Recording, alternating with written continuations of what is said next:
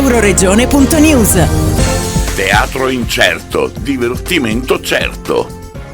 Oggi sono tra le compagini professionali più importanti a livello nazionale. Hanno allestito tanti spettacoli diversi, sempre divertenti, anche se culturalmente impegnativi. La compagnia è stata fondata oltre 40 anni fa da Fabiano Fantini, Elvio Scruzzi e Claudio Moretti. Come Teatro Incerto in questi ultimi anni abbiamo realizzato 2 spettacoli, uno quando eravamo in piena pandemia e uno all'uscita di questo momento così tragico per tutta l'umanità.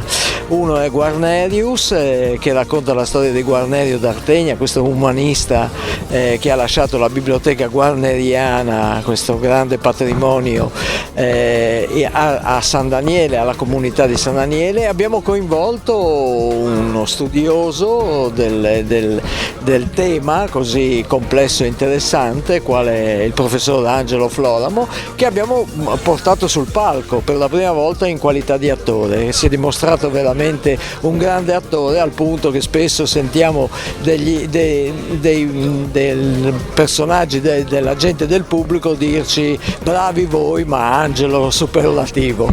E adesso stiamo facendo Cumbinin, uno spettacolo dove gli affari, il business incontra la poesia o si scontra con la poesia, con la scrittrice, la giornalista, la coordinatrice anche di tante manifestazioni culturali, quali penso la Notte dei Lettori, che è Martina Del Piccolo. Anche per lei un'esperienza sul palcoscenico.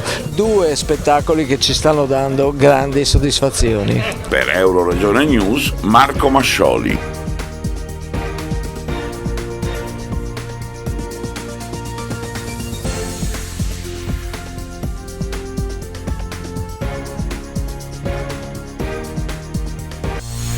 Euroregione.news.